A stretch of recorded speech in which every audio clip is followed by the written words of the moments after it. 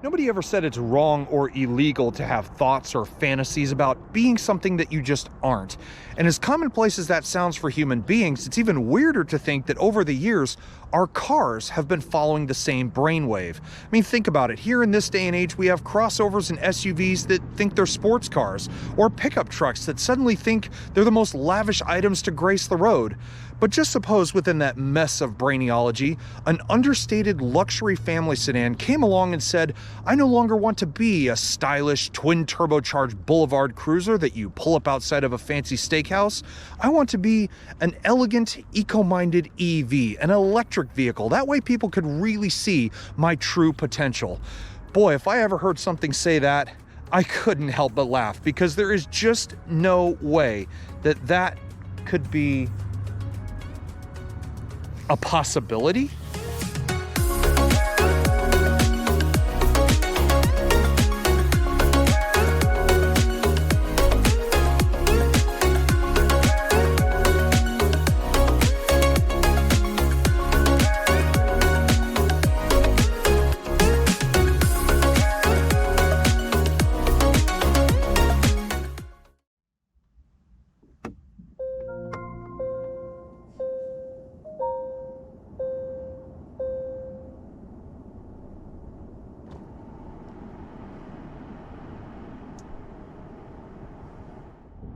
Isn't it amazing how what not long ago seemed like just a mechanic's forethought could suddenly be transformed with all these technological advancements into what I would say is one of the more unique automotive ideas, especially when it comes to a luxury brand.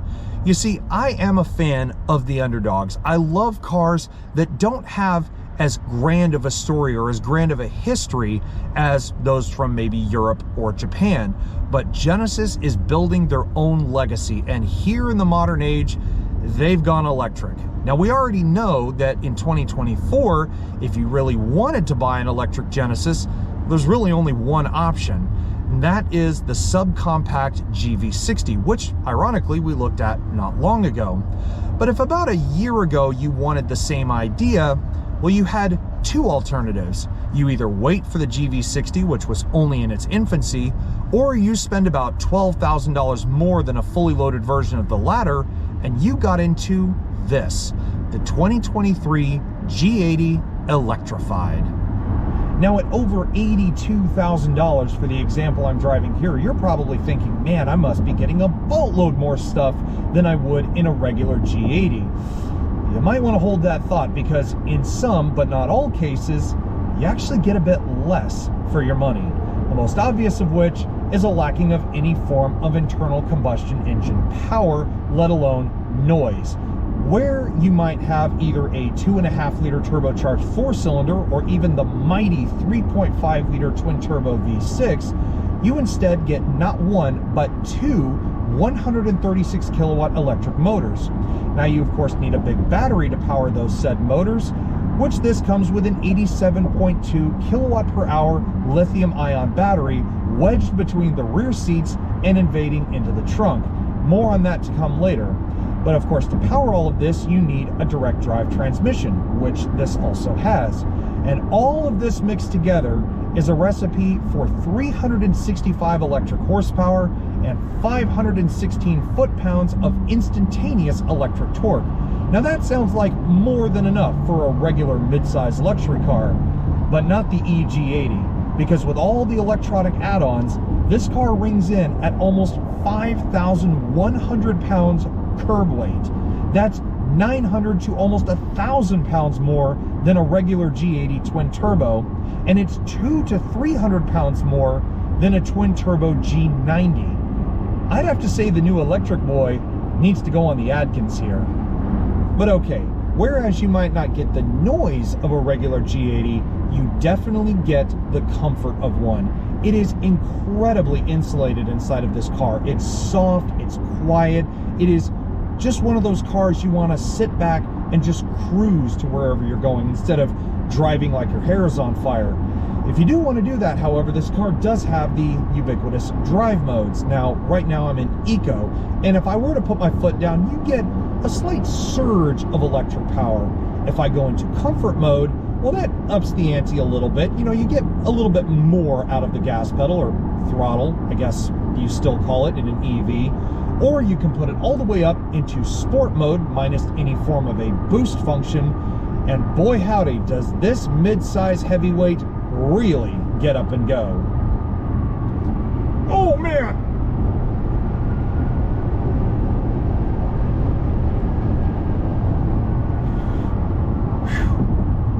Okay, that is surprising. I mean, it's an electric car, so what do you expect? It's not as fast, or at least it doesn't feel as fast as the GV60 that we drove not long ago. Whew, that's like riding a bullet train though. But if the speed bug hasn't quite bitten you yet, and you don't feel like sport mode is the way to go when driving this car, as I normally don't, then you can just sink into what Genesis called the ergo motion seats. I say that because, well, when I just put it in sport mode a moment ago, the bolsters actually squeezed my midsection a little bit, as if it was prepping me for a rocket ship of a ride, even though I felt like I was surfing a big tidal wave more so. But nevertheless, at freeway speeds, you know, 60, 65 miles an hour, ignoring the noises going on around me, all I want to do in this car is sit back, maybe put on a calming bit of music, and just relax. And that is, I think, the true pièce de résistance of today's modern Genesis products. They don't want you to be the fastest thing on earth. Despite being electric and having that instantaneous performance, that is not even close to the goal of the G80.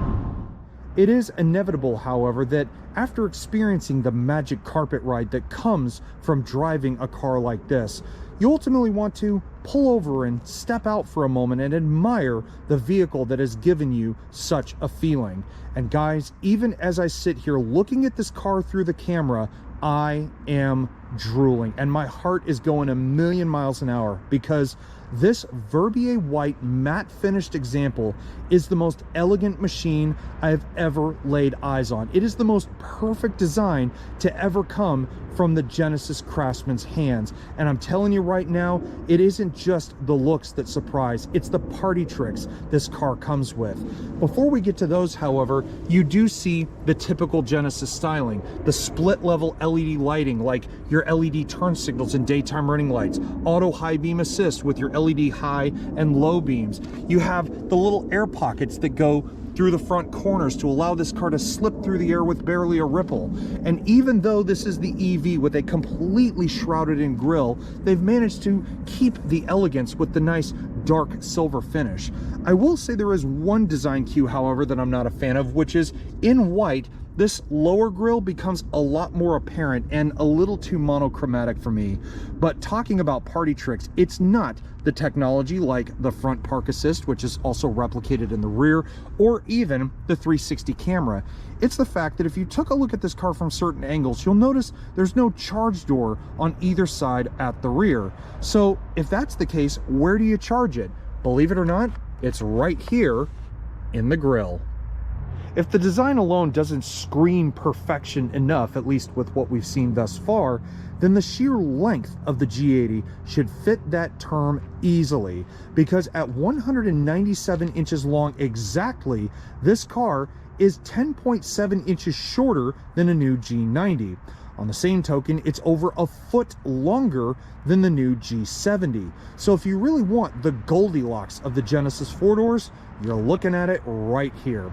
Now, speaking of being just the right size, one thing you have heard me complain about in the past is how certain vehicles' wheel sizes seem a bit too small for their application. But the 19-inch turbine design wheels on this G80 Electric do seem to fit the bill perfectly, not just because I love the design going on here. I'm surprised these weren't a standard design on a regular internal combustion G80, let alone on a G80 EV. But that smooth ride we were talking about before, it's all thanks to 245/45 series Michelin all-season tires.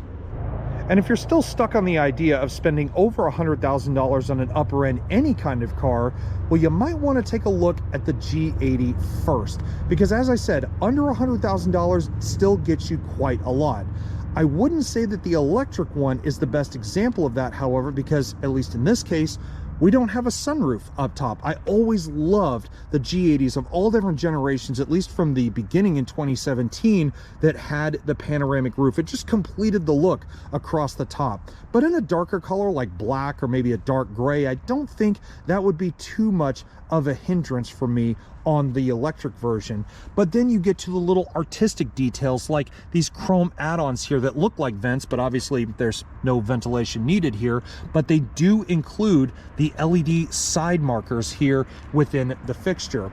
But then as you continue to drink in the artistic details like the belt line that runs all the way down the side of the car, you get to some more what I would call typical luxury vehicle things like power folding mirrors that not only have hints of gloss black, or the cameras underneath, or in this case even the puddle lamps that project the Genesis logo down onto the ground, or even the Genesis Advanced Keyless Access. Now, we have seen this Genesis key before. It may not be as, I guess, fancy looking as one like on the G90 or even the GV60 that we looked at not long ago, but instead of just a few buttons like lock, unlock, trunk, panic, maybe even the remote start function, this one, as you can see, has a few little extra ones like turning on the exterior lights or even having this car park itself.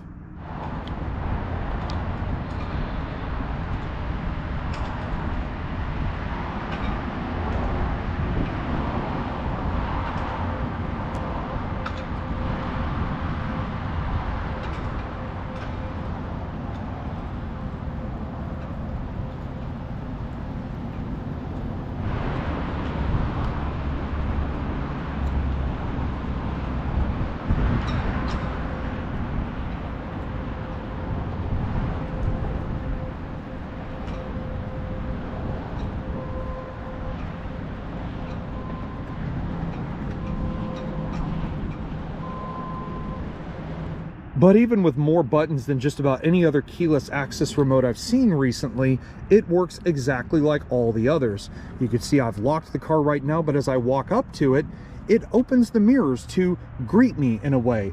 Then all I have to do is just get in as normal. But suppose you're not ready for that yet and you close the door a little too softly. It does have the soft closed doors. And then if you want to walk away, you just put your finger on the little indentation. Of course, anybody loves the shiny stuff like what you get at the front. But when you look at this car from the back, it is just like looking at the body of a beautiful woman. It is curvy, it is elegant, and of course, it is a very nice gluteus maximus overall. But in a less perverted sense, I think the rear of the G80 is the most balanced of the Genesis four-door cars. I love how, again, just like the front lights, the rear ones have been split instead of being one single unit, kind of like they are on the G90 or even for the G70. I love how you've got the LED main lights here, your LED turn signals in the middle. The reverse lights are not up top. They're actually down here in the lower part of the bumper, which is a bit weird to me. But I love how when you look at the rear deck lid, or at least the upper part of the back as a whole, you not only have this beautiful curved design, but I love how it ends in a rather thick little lip spoiler here at the top. Alas, it's at this point I must reveal another disappointment with the electric G80 specifically. Now, I know I've gushed a little bit about the way the back of this car looks, but under its trunk lid is a bit of a sad story. Now, you walk up with the key, and as you can see, she starts beeping at you. And as if by magic, the powered trunk lid rises up and out of the way, revealing what I would say is the worst area of the G80 electric as a whole, because in this space is 10.8 cubic feet of usable cargo volume, a huge deficit when compared to the standard G80. Now, that's not to say this car isn't practical. You could still fit a good bit of stuff back here, but if you're expecting to haul yourself or maybe haul a VIP business client and all of his or her luggage around, I don't know that this is the model you're going to want for that.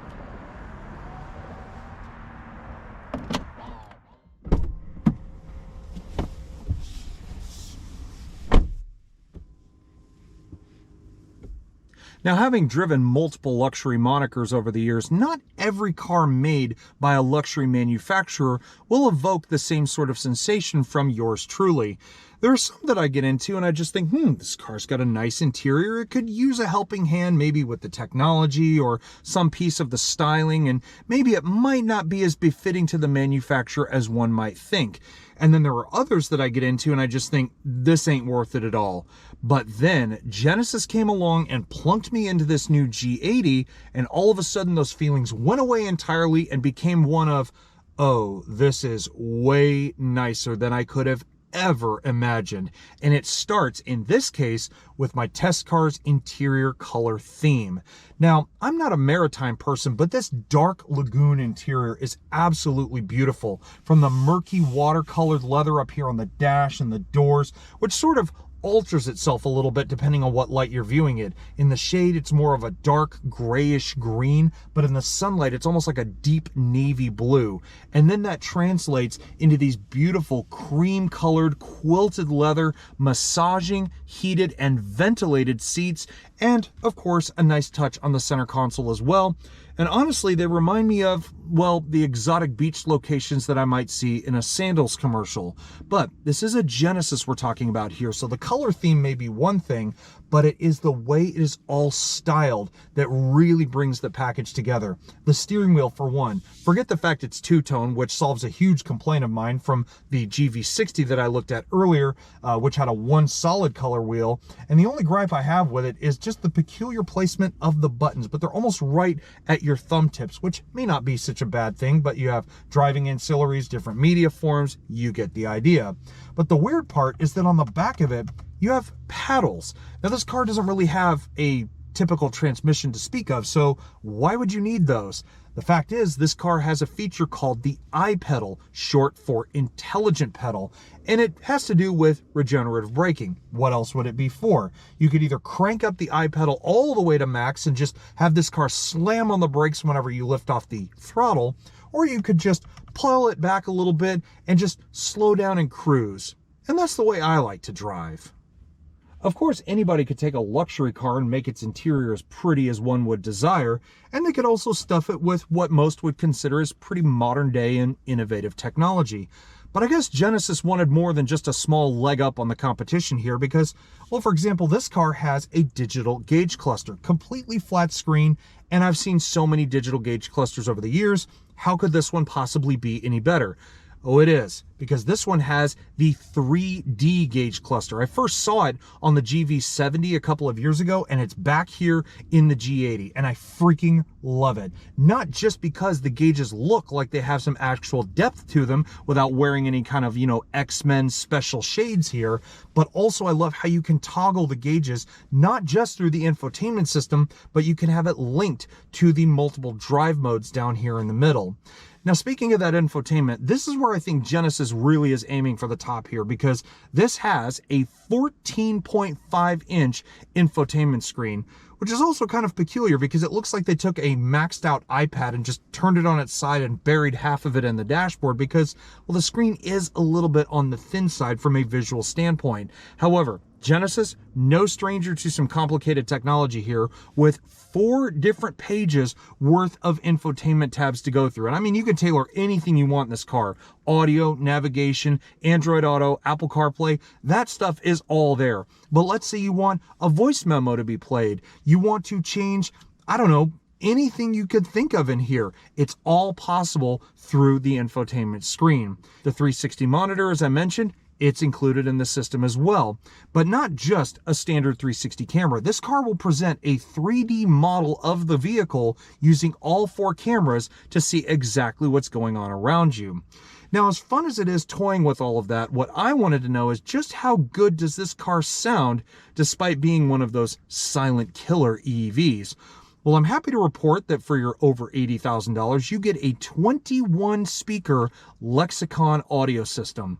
Now, I haven't fiddled too much with Lexicon, but after spending some time with this, I'd say it's a good one.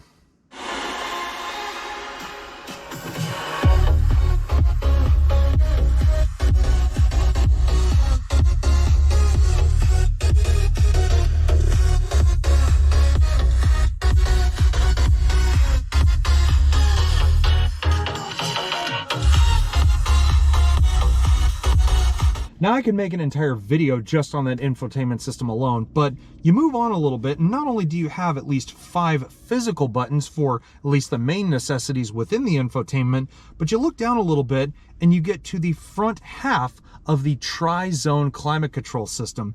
Now the dual zone setup up here in the front is not just beautifully presented with digital displays for your temperature controls, plus the physical buttons for, you know, air recirculation, auto AC, and so on, but that entire middle part, just like a lot of other cars that I've seen, is digital. It is a full touchscreen system to where you can control fan speed, heated, cooled seats, where you want the air to go, etc. It's all right in the little screen in the middle. You move below that into the wood-clad part of the lower console. You have a wireless charger. You have 2 USBs, not USB-Cs, actual USBs, and I'm really happy to be seeing that. And then you just get into what are the more finite details, like this glass-topped rotary shifter for that direct drive system. Of course, the ubiquitous scroll wheel for the infotainment. And then my favorite part is the split center console. I love design ideas like this. And the fact it's clad in leather, it just adds that extra luxurious touch.